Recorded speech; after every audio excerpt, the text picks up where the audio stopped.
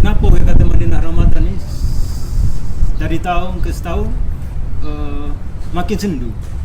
Makin sendu ke? Dia bukan makin sendu lah, tapi kurang sambutan. Lain? Sama ke lain?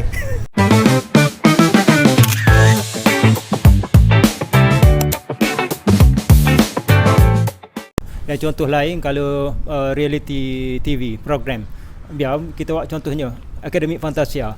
Dia sampai berapa saya tak tengok pun, tapi ambil tahu dok. Dia sampai musim, dia panggil musim ke-7 ke-8. Lepas pada tu hilang terus. Sebab dia kau lama macam saya kata tadi, siapa satu benda peak dan dia turun. Mana-mana program orang dah anggap benda program ya, benda dah biasa. Maka dia timbul program lain pula, gegar apa?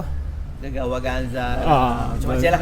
Macam-macam dah. Maka kita juga kerajaan telah mengambil langkah-langkah. Contoh kata daripada Korea Ramadan kepada Madinah Ramadan tu boleh jadi satu sebahagian daripada rebranding, penjenamaan semula walaupun kita tahu. Nama daripada Korea kepada Madinah saya Ramadan. tak ada authority untuk jawab. Tapi bos saya Datuk Taki dia tak berapa setuju. Dia sebut kenapa masih lagi. Tapi lah ni ada di beberapa daerah jajahan dia guna Korea Ramadan. Okey, comel lah satu perkembangan yang positif. Salah satu daripada rebranding lah. Kalau nak balik semula, nak relate dengan sendu ni, apa yang Shane sebut tadi ialah produk pelancongan.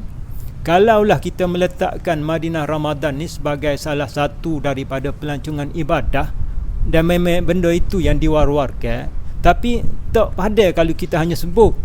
Tapi apakah inisiatif, apakah strategi, apakah usaha untuk menjadikan ianya sebahagian daripada produk pelancongan? Bagi saya, sorry to say lah, kurang inisiatif itu.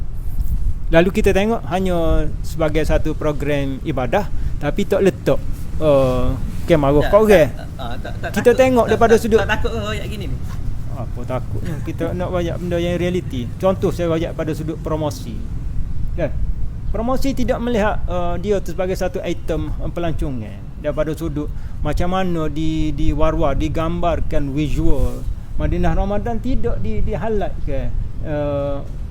Contoh dia dengar kita tengok landscape-nya, comelnya. Orang mari sini baru tahu. Saya ada tengok daripada mana di billboard sendiri kita kata tak ada. Tapi di-highlightkan benda lain yang lebih dibesar-besarkan banding dengan kita nak tunjuk bahawasanya kita tunjuklah part of semua bahagian dalam. Saya puji tahun ni dikatakan konsepnya ialah smart city, kerana kita kita tahu bahawa Kota Baru sebahagian daripada agenda kerajaan negeri untuk menjadikan Kota Baru ni juga smart city. Kita tengok decoration